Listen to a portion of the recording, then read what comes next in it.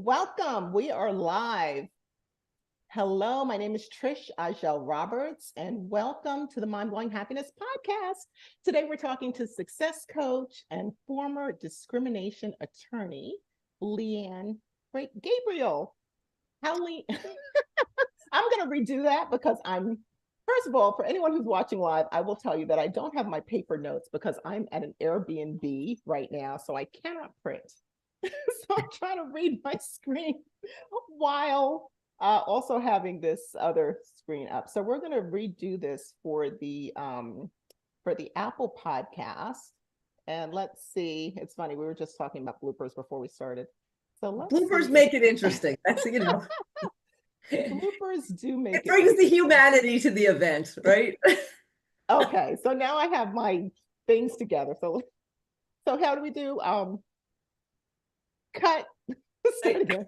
Take two. I have no notes, so we're going to do fabulously. Let's roll. Hello, my name is Trish Ajel Roberts, and welcome to the Mind Blowing Happiness Podcast. Today, we're talking to success coach and former discrimination attorney, Leanne Gabriel. Hi, Leanne. How are you? I am fabulous, Trish. Thank you so much for the honor of being here on your podcast. I'm such a fan of you, your podcast, your books, I should say. It's just awesome to be here. Thank you. Thank you. So I think that Leanne and I maybe met, I feel like it's a couple years ago because it was when Mind Blowing Happiness was first coming out. And we're going to get into this a little bit as we chat. And I don't know exactly where you found me, but she had reached out excited about the book. And we had a couple of wonderful conversations on your platform. So I'm just really excited to have the opportunity to have you on my platform so that my people can meet you and see how wonderful and knowledgeable you are as well. So before we get into our topic, can you talk about what is a success coach? What does that mean? Okay, well, first of all, the way I found you was I read your book and I stalked you. That's kind of I love it. I love it. A success coach is obviously someone who's going to help you to be more successful each day, more than you were the day before. But a success coach is going to teach you how to learn from the obstacles and challenges you have, as well as learning from the success you have. So every experience is an opportunity for you to grow and get better, and to also master the emotions you have during the process, which can be quite daunting, and to also manage your self-talk during the entire process of growing towards the ultimate success that you're trying to achieve. Yeah, self-talk is so important. And also, I love learning from challenges because so many times things happen and they don't happen the way that we want them to. And we think, oh, it's all over. But that's so often where the lessons are. Yes, it is. And you said something which I love, which is that you were stalking me and you liked my work. I had posted on social media. Actually, I think I scheduled it for tomorrow, so it's not up yet. But it was something where I saw someone say they had a fabulous time, with guided meditation, and they tagged me, and I was like, who is this? So it's just so wonderful when you're connecting with people and you don't even know it. And that's kind of the power of these platforms that we have. Yeah, Trish, you really have an incredible way of impacting people with your philosophy. And really, the thing that struck me when I first read your book was the way that you laid it out and explained it so people could step into something and emotionally relate. And it was not strictly an intellectual conversation. Having a conversation that's all in theory and intellect is great, but most people don't really move the needle based on that. They move the needle when they feel like, that's me. I can see myself in that story. I can see myself moving the way that person moved out of that situation. And that's one of your just tremendous abilities. Oh, thank you so much. And, the book, that 12 Steps to Mind Blowing Happiness, is really a lot of journaling prompts. So it gets into what we're going to be talking about today, which is this idea of what are the questions that you're asking yourself? Like, are you asking yourself good questions? Because that's such an important part of coaching in general, or even just, reflective work on your own. So you talked about what that kind of title means. And I think you did a really good job with that. Can you talk about how you went from being a discrimination attorney to being a success coach? What did that look like? It sounds a little random, doesn't it? Okay, so I love random though. once upon a time, I was a discrimination lawyer, and I really was passionate about representing people, about equal opportunity. It's something I remain passionate about. But sometimes weird things happen in life, and God just has a different plan for you. So I started a business to pay off Sally Mae. And for any of your listeners who don't know Sally Mae, that's the devil you borrow money from when you want to get a high education. And my husband and I owed Sally Mae a small fortune. So I started a little business on the side, and it put me in a different place in life because instead of going to the law firm and working and being told what to do, I was suddenly putting myself out there, trying to build something on my own, facing challenges, facing rejection, facing the unknown, and a whole bunch of things that I didn't have to do as much as an attorney. As an attorney, you know the path, you know what you're trying to prove, you know what you're trying to do. And in many ways, you can't ultimately control the outcome, but you can control so much of the process. So I decided to do this little entrepreneurial thing, as I like to call it. And holy smokes, it was the most powerful personal development I've ever done in my life. It was easier to get my undergrad degree and my law degree than to go out and like become an entrepreneur in many ways. So that is how I started to realize that at that point in time, there were a few people that were kind of mentors for me. And I thought, wow, I really only made it because of some of the mentoring I received. And I would love to help other people in any way I can to go through their challenges and obstacles to get to the other side of where they're headed. So when you started your kind of Sally Mae side hustle, is Sally Mae still around, first of all? Do we know? I don't think she'll ever go away. They She'll never die. What do you say? What's that expression? You could put a different dress on the pig, but at the end of the day, if you have student loans, you have student loans. It doesn't matter what the name is that they're going to. But yeah. And so when you started your Sally Mae side hustle, I just like saying that. Was it as a coach? Did you start off as coaching or consulting? Like what was it when you first started? No, actually, one of my clients knew, he knew my husband and I, we went to Johns Hopkins University, which is like this crazy expensive school. Then I went to law school, and like he just knew that we must owe a lot of money. And we were having a side conversation over breakfast one day, one of my clients and I, and he, said something about student loans, and we got in a whole conversation. Then he introduced me to somebody, and then I took this little side hustle in marketing. Okay, all right. I had no idea what I was doing. And it became apparent really quickly that I had no idea what I was doing. But, when you get out of your comfort zone in life, that's where the real growth is anyway. So, it's so odd for me to have done something like that, but I was so desperate at that time. But sometimes when you go way out of your comfort zone, all kinds of doors can open up. And that's what ended up happening. Who knew? And marketing is fantastic because no matter what you do, you were always selling and communicating. So that's perfect. All right. So today's topic is reflective questions for challenging times. And if anybody has been following the news at all, it is like, it's just craziness all around the world. So we are certainly in challenging times, particularly with the wars going on, with the election coming up, with this whole authoritarianism that we're seeing play out in different places around the world, with genocide and killings and just all kinds of terrible things that we have to somehow process as we go through, the news and reading and understanding what's going on. So that's our topic. And we're going to both share some of our favorite questions to give you some ideas of ways that you can think about things a little bit differently. But my first question for you, Leanne, is can you share why you think asking yourself questions is important? Yes, absolutely. And you are correct. It is like a three-ring circus right now between politics, world, even Hollywood's crazy right now. I mean, if you're following the news, can't even get the music industry. I mean, everybody's nuts right now. So here are the things that I would share with you, that if you think about your brain, like a computer. If you ask it a question, it's going to come out with some kind of answer, right? So if you ask yourself, question, what is the lead you're giving to your computer? So for example, if you say to a computer, 2 plus 2 equals, it's going to add the 2 and it's going to come up with 4, right? If you ask your computer a question and say, what's 10 divided by 2? It's going to try and work with that formula to calculate an answer. If you ask a negative based question to your brain, it is going to take that formula, because you're giving it a formula, and produce a negative based answer. If you ask yourself a question and it is a positive based question, then your brain, the computer, is going to come out with a positive based answer.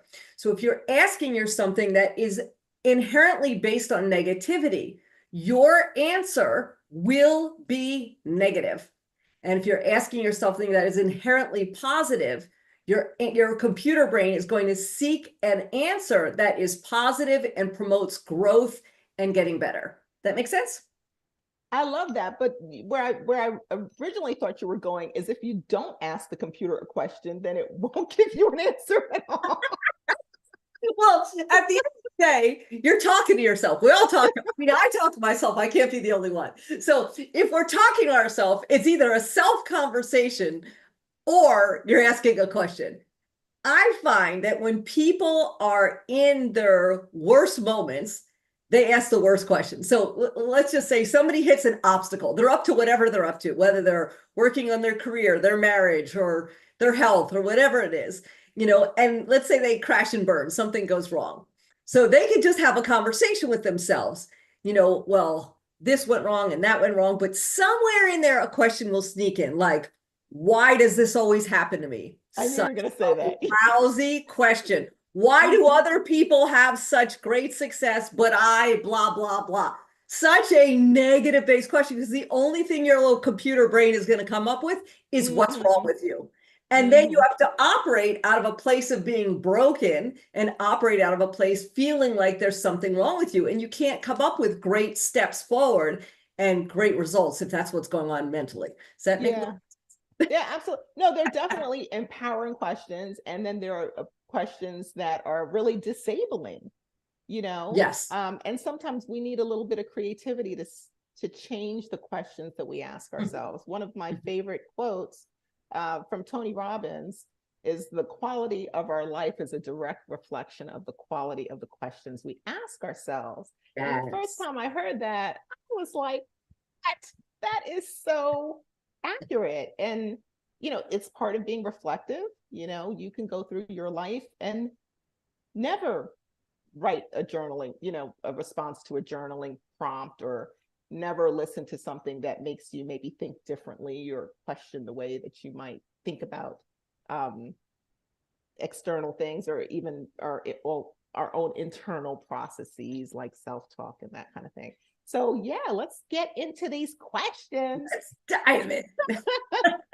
So I don't know if I told you this before, but I will share with the audience now. I was at a Jack Canfield retreat at the beginning of the month in California, which was fantastic. He's one of my mentors. I just adore him. Such beautiful energy, him and his business partner, Patty Aubrey. So the first assignment that they gave us in these little small groups was to think of your life as a movie, like from when you were born, where you lived, who your parents were, your childhood, the whole but up until you get to now, and then to give your movie a name. And no one ever asked me that before. So I'm going to ask you now. No one's ever asked me that either.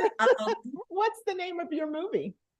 The name of my movie would be Learning, Laughing, and Loving Every Moment. How's that?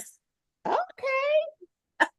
Learning, laughing, and loving every moment. All right. I like it. I like it. Because then I can learn through the rough times, laugh at myself through the rough times, and just love the journey. Like I think so many times, people want things to go so well, but your character is built in the low moments. Your goals may be built in the high moments, but who you are as a human being and your ability to empower and uplift other people that you care about, all that juice comes out of the really challenging times, if you're asking the right questions, that is. Oh, Absolutely. absolutely. Absolutely. You know, the most wonderful times in my life are definitely when I learn the least, because I'm just riding the wave, baby. I'm not thinking about a thing. But Yeah, when they're just things having a get, fun. It's just a party at that moment. It is. yeah, exactly. And you know, sometimes even when you see what happens to like young celebrities, they have this huge success and then it's things blow up because maybe they didn't have some foundational difficulty to figure out who they are, you know? I Um, think fast success is often short-lived success. You know, it's the people who do the grind, pay the price, get beat up along the way. That stuff, usually the person then can face challenges when their success may dip or something may change in the process. They're built and made for it a little bit more. yeah. And also if you have the opportunity to be a little bit older, I can't imagine if I had great success when I was like 20 or so. I would have been such a total jerk. Just, although some people are like super mature and handle those things well, but Not yeah, me. I would have just been being silly. Yes, yes, for So, sure. okay, so I have to tell you my movie name. So when they asked me Oh, that, please, please do. Yes. yeah, when they asked me that, I was just like, Woman on the Move. Oh, I like that. I like that. And I think because you know, like I've been able to live in a few different places and have kind of different careers and different marriages and stuff like that. And I still have like this free spirit where I think about being a digital nomad or at least being able to move around freely. So that was what came up I for love that. me. I love that. That's fantastic. Okay, so the next question I want to ask you, which is, you know, we'll get into some of the journaling type exercise things like the one we just gave. But I did this coaching program and I thought it was so interesting. And you actually touched on this a little bit that we all have these questions that we ask ourselves repeatedly. And hopefully it's not things like, why am I such an idiot? What was I Hopefully, thinking? yeah, hopefully it's a little better than that. But when I did that, I realized that I did have some questions that I consistently ask myself. Does anything pop up for you that's Yeah. like Yes. your daily question or something? Yes. And they've shifted over time. You know, in the beginning, when I was trying to accomplish a bunch of things, and look, if we're going to have fun here, Trish. So I was working as an attorney. I come from a long, long, long line of dancers in the family. So I was also Oh, working as a choreographer part-time, and I was trying to build a business. Yeah, cuckoo, right? There's like way too many things going on. And you talk about having a split personality. I'm like, I love it. I love it. I love the in court, choreographer, I'm attorney, dancing, I'm doing this, whatever. marketer. I liked it all. But when I was in the earlier stages and I was struggling, I would catch myself going, oh, you know, why can't I do this? Or I compare myself. That's like deadly. You know, I compare Mm, myself to somebody else. And then I shifted it and I started regularly asking myself, what can I learn from this? And how can I get better from this experience? And then over time, as I've been, you know, blessed in life to have a lot of things change and, you know, be able to experience the success I always dreamed of, then it started changing because, you know, I want to be like you when I grow up and I want to impact people, you know, that just like you do. So then it shifted to how can this experience make me able to help people in a really big way?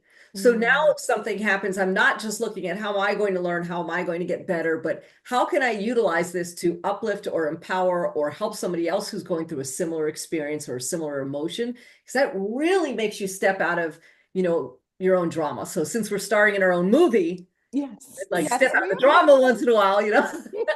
But then I started trying to think of a bigger picture. So, you know, when I'm mentoring somebody, if something happens, I'm like, okay, you know, of course, there's what can I learn from this? How can I get better? But how can I take this experience and the next person that is in my path that's facing something like this, how can I draw on that, teach them to emotionally relate and see how they can come on the other side and be an example for them? Okay. Yeah. So you've really worked through some of those questions. For me, I was thinking, I guess I was thinking more of questions that have been like a thread throughout my life. So I know one of them was, and I think this is just because I have this free spirit, this free spirit thing with me.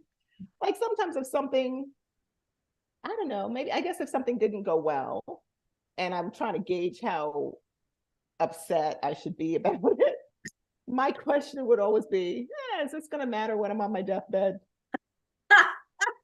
Probably not. Like there are a few things that are going to meet that requirement where I'm like, oh, this is really a big deal. Most things are not that big of a deal, or, um, so that's one. And I think for me, that has always been empowering, Mm, because it's not like I'm a slacker. I've always been doing a lot of things and yeah. ambitious and setting goals and stuff like that. So that one keeps me, I guess, a little bit focused on what's most important. Now, the other one, which I think I realized, well, I realized both of these in a coaching program a few years ago. The other one, I had a really hard time getting rid of. I didn't know it was a problem. So I've always had this feeling from when I was a child that I could have been born anywhere to any family, which my parents probably thought was very interesting because I wasn't that attached to like the family, Yeah. like I felt like I could have been, you know, born in Ethiopia or Ireland, or like I just felt like my spirit could have been dropped anywhere. Hmm. So because of that, I would look at, we would see there's a famine in this country or whatever. And I would think, well, why is this child starving? And I'm like sitting here eating Mm, mac and cheese with my fuzzy slippers on, you know? And yeah. it wasn't something that created guilt. But for me, I think maybe because I'm a writer too, I would just be in my head spinning around with it. And it's only recently, like I felt like I had a little breakthrough at this last retreat where I realized that's the work of God determining who gets what, Yes, it is. It and is. what's fair and what's not fair. I mean, we can do what we can on this earthly plane to make things better for other people. But for me to sit around trying to figure out, it's like trying to figure out why the planets are in the alignment that they are. Well, That has nothing to do I with agree me. with you. And I got to tell you one thing. It's really funny though, Trish, as you're talking. The first thing you said, there's this woman I've been coaching. She's great, right? And she's brilliant. But when something goes wrong, I mean, you would think it was World War IV. Like the internal conversation that she has is so brutal. And I finally said to her, hey, nobody died, right? And like I started saying, like, lighten up a little bit. It's all okay. Mm-hmm. Nobody died. Nothing's gonna matter a year from now. You're wrapped up in the moment. So now sometimes she'll start talking, and I'll go, hey, and she'll go, I know, nobody died. So I kind of like that first one that we're talking about because it is easy to get sucked into that moment. But look, if you are an ER surgeon, okay, maybe then somebody would. But for the rest of us, most of the time, the things that we battle with are things that will be overcome and they will be forgotten unless you pull some juice out of them and make them something powerful in your life, which you can do in a positive way. And not for nothing, what is it, 8 billion people on the planet? A lot, You're yeah. not that important. There's a whole bunch of other billions of us, and we're going to be here and move on and do next things. And, I was Yes. talking to somebody earlier today, one of my peers, and we were talking about setting goals. And she shared with me, I have trouble setting goals because what happens if I don't meet them? Then I'm gonna like yell at myself, and it's the same kind of thing. And it's like it's not that serious that it gets you stuck, because it can really get you stuck. If you're scared to not be perfect all the time. Mm, But when you're on your deathbed, it's not going to matter. Nobody's going to remember if you met your goal for Wednesday at 3 o'clock or whatever. sure. Yes. Yeah. And you know what else I saw that I thought was so interesting from do you follow Rachel Rogers? She's Yes. a business coach. Mhm. So she had said something where she said companies have research and development budgets, but entrepreneurs just have mistakes. That's how we learn. True. It's true. Like I cannot emphasize enough. Most of the time, you'll get the most out of your here. In case someone's listening, I'm putting air quotes. Failures. That's really where you learn the most. And when you talk to successful entrepreneurs, all of those things are incredible. As a matter of fact, I was just on a Zoom earlier today with some people I'm doing business with, and the woman told me this incredible story about how she worked for 5 years to build this whole business. And she had investors and this and that. And then there was one big incident, not under her control and having nothing to do with her, which blew the whole thing apart. And Mm-hmm. how devastating it was. But then when she went back to build it again, she built the entire thing in a different way. And at the moment that it blew up, the first model, she was devastated. And I'm like, oh my God, 5 years of my life. You can imagine the self-talk she had. Mm-hmm. But then she's like, if that hadn't happened, she would never have gone off and created this second model, which is booming. And she's just having the time of her life. So I think you gotta love the junk. That's why, my movie's gotta have, loving every minute of it, because you gotta I love like that title better for your movie, Love the Junk. it. Okay, we'll rename it. We're making it up as That's we the go title along. I'm gonna vote for. I love the junk. I like it. Loving the junk. All right. So I'm going to ask if you have any other favorite questions that come to mind that you would encourage our listeners to ask themselves. Mm, yes. If someone you loved was going through the experience you're going through right now, how would you advise them? Ooh, that's a good one. So, whether, like, for me, I have a son, if my son was going through something like that, because in that moment, you would seek to find a way for them to learn out of it. And you would do it through a space of kindness, not Mhm. through being, destructive or too critical. When somebody you really care about is in that spot, I think that would have your computer brain kick in a way that would be really, really powerful. Yeah, that's a fantastic question. I'm so glad that you shared that. I was going to share some from 12 Steps to Mind-Blowing Happiness. Yes, great book, by the way, ladies and gentlemen. And Highly it's called recommended. I wouldn't know this young lady without it. Available on Amazon. Yeah, That's where exactly. I found it. So I have to tell you, Trish, I often look for books on success and happiness because there's so much to be learned out there. And that's really how I stumbled on yours. yeah, I'm glad you did. And I'm so glad that you gave that example because that was one of the things that I learned dealing with my own kind of early childhood trauma Mm. was to think, if it wasn't me and it was another child that I know, what would I say to that child? You Yes. know, because sometimes we need to take ourselves out of the equation because we're so hard on ourselves, I and think it's once we do always better that, to take yourself out of the equation. Always. yeah, it just gives so much clarity. Um, but so I wanted to share a couple of these. Yes. One is, and people many times have a little struggle with this, but what is your first memory as a child? And you don't have to answer this, but I just think that this is, you Thank can if you God. want to. But I Pass. but I think it's a telling question for anyone who has never thought about that before, thinking about Mm. what your first memory is as a child, because it often will kind of set the stage for your life. So some people have like Yes. trauma memories. I have actually a memory of reading with my mother, which now I'm like a writer, right? So it almost will make sense. My That's mother was an avid reader. Um, but it gives you a sense of that real foundation. And then another question that I have here, what does wholeness mean to you? mm. I don't know if you want to answer that one or no. Wholeness mean. I mean, I don't think anybody is ever perfect or whole ever, but that's a really powerful question. Speaking of questions, but I think for me, wholeness would be the parts of my life that are really important are either functioning the way I want them to or growing into the direction of where I want them to go. Then I feel like my life overall is going the right thing. Because, it doesn't work, I don't think, for me, at least personally, to, for example, make a lot of money and then your home life's a wreck, or Right. your home life's fabulous, but you're like waiting because in 10 seconds your cell phone's about to get turned off because you don't have any finances handled, and or you don't have any faith or whatever it is. So to me, Mm-hmm.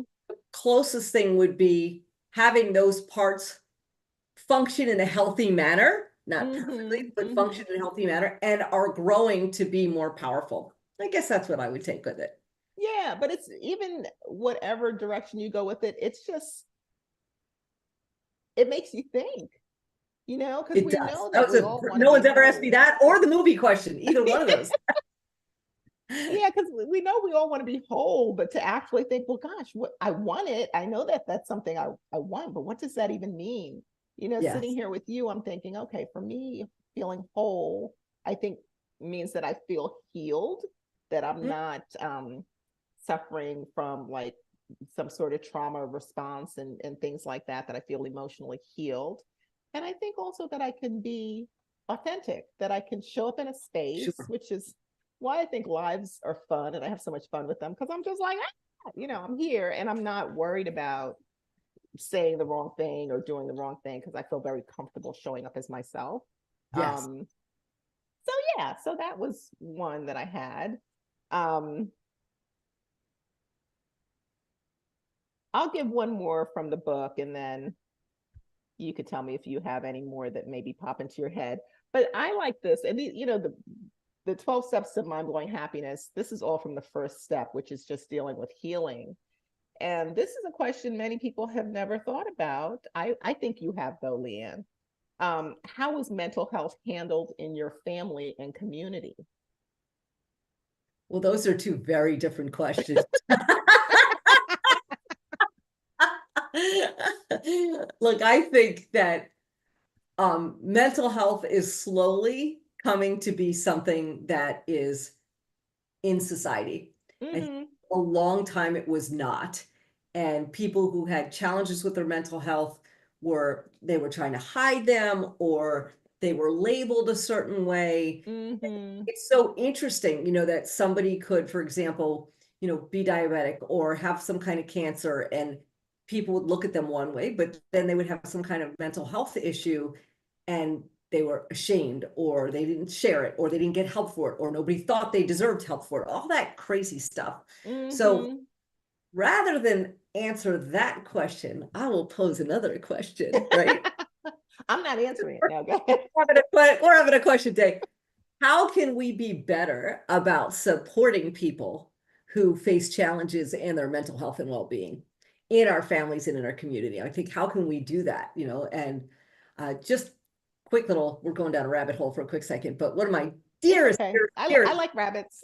okay, good. One of my dearest, dearest, dearest, dearest friends in life has a son that's on the spectrum. And so, I've known her since before he was born, and I watched her struggle with his autism when he was little, not just with trying to, work with him and be an incredible mother, but with the way people treated her and Mm-hmm. her son. Because at that point in time, speaking of all of this, autism was less known, or less, I wouldn't say accepted, but recognized is probably a better term. Mm-hmm. Mm-hmm. And I watched the progression of her, and I thought, oh my God, I can't imagine the challenges that she was having as a mom. But then on top of it, having these like people judge her and judge Yeah. her son. And, so over time, I've watched that progression and I've watched that change. And I remember, a few years back, somebody won America's Got Talent who was autistic. And I was like, God, that was just, I cried my eyes out because I'm thinking about her and her son, and, like, oh my God. But, the growth of all of that and creating opportunity and compassion for people, how can we, who are maybe not in a position where we're struggling, be there to lift and empower and show compassion to people who are? That's my Yeah. question. How's that for I, not an I answer? For the I question like to your your question. question, and I have the answer. Because I think that's what my work is doing. And I love that you use Yes. the word spectrum, because Mm, I think growing up, it was kind of like somebody was crazy, or we used to say they were touched, yeah. or they weren't, they were just fine. And I think Okay, here we go. Here comes the dog. So I think that we are all on this. Here's my co-host. Wait a minute. I have my That's mind-blowing cuteness headset, right so he's there. like That's what you messing got. everything up. So, but what I was saying now is I think that we're all on a spectrum, which is why it's so important to take care of our mental health. Yes. Because it's not like, oh yeah, I'm just fine. I'm fine, fine. I don't have to do anything to maintain being fine. You know, we have stressors that we go through, and all of us are going to be impacted at some point by death and sickness and, Sure. you know, and then we have all the work and globally, I mean, there's just so many things that are taking place that I guess I feel like it's more than that black and white on off, that we all need to take care of our mental health so we don't find ourselves Yes. in really difficult places. Yeah, so those were the questions I wanted to share from 12 Steps to Mind-Blowing Happiness. And I do want to just let folks know that the Mind-Blowing Happiness Circle is back. And hopefully, Leanne, one day you will poke your head in. I would love to I see would you. love that. Yes, I would love that. We're doing it the last Thursday of the month at noon, and it's free. And this Thursday, or this next one, is going to be on Halloween. So what I do is meditation, breath work, and mindset guidance for the month ahead. But because it's Halloween, we're going to do an ancestral healing meditation. So I think that's going to be a lot of fun. That sounds fun. Yes. In costume or out of costume? You know something? You just started something there.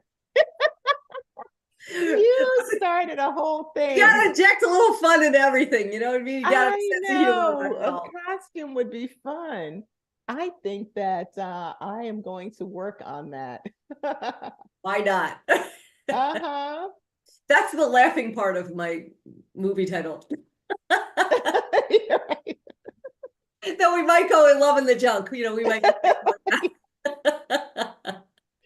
So I just want to say thank you so much for taking the time to talk to me. Do you have anything that you want to share? Any more burning questions or projects or events that you have coming up that you want to let us know about? Oh, thank you. You're so sweet. You know, I build a business, but the way you and I met is I also am really passionate about empowering women. That's kind of been something when I was a discrimination attorney. It's been through the many careers I've had. It keeps being the waving theme that keeps showing up over and over again. So, you know, I've been working on building a YouTube channel now with the interviews, yourself included. You're on there. Go, Oh. Trish. Yes, you are. So I've been working on building a YouTube channel. It's called Slay, SLAE, with Leanne Gabriel. And Slay stands for She Leads and Empowers. That's why it's SLAE. So that's my project at the moment, is finding other women that are doing great things. Like, you're an author, we have entrepreneurs, and just it is a platform where I want to accomplish two things. Number one, to feature phenomenal women that are up to something and making a difference. And number two, a place where people can go to be inspired by women that are up to something and making a difference, and to learn from each other. So that's been my project at the moment, which is it had started off on another platform, and now I'm trying to grow it over in the world of YouTube. Yes. All right, that's awesome. I love that it's Slay. So one of my kind of monikers for myself is Slayer of Self-Doubt. Ooh. Maybe that's what I'll be on Halloween, the Slayer of Self-Doubt. Or maybe that's the name of your movie. Yeah. The sequel. After right? Woman on the Move, then Yeah, she Slayer becomes of Slayer of Self-Doubt. Self-Doubt. All right, so that's awesome. So we can find you on YouTube and it's Slay. SLAE with SLAE. And I'll put the links in the show notes so everybody can find you. We'll put the link to your interview about your book on there. That would be super smart, you know. Yeah, I will look for that. I'm so bad at that, but yes, I will look for that. That would be great. So the best way to connect with you is YouTube. Is that where you want people to really follow you? Yeah, that or now I have a Facebook page and an Instagram page. So my Facebook is leannegabriel.esq, like Esquire. That's the whole back to my lawyer days. And then I'm on Instagram at Leanne Gabriel SVP. That's my Instagram. Oh, okay. Senior Vice President. We Yeah. like it. So That's my other world. I got lots of plates spinning. It's fun. I like to keep life challenging, exciting. And one of the things I'm so grateful for every day is that my career allows me to meet extraordinary people. Like it's just been such a pleasure getting to know you and messaging back and forth with you and following you. And if you're new to Trish, follow her. She's fabulous. Really is. And that book is awesome. I cannot recommend that book enough. Oh, thank you. So thank you so much for Thank you having so this much for having me. conversation for me. It's been a pleasure. And My for everyone, pleasure. thank you. And for everyone else, I hope you enjoyed this episode of the Mind Blowing Happiness podcast. You can visit TrishAgelRoberts.com and click the membership button to join my free community. I mentioned it before. We meet virtually on the last Thursday of the month at noon Eastern with guided meditation, breath work, and mindset guidance for the month ahead, which includes more of these beautiful reflective questions. So everyone have a wonderful rest of your day. Thanks so much, Trish. Thank you.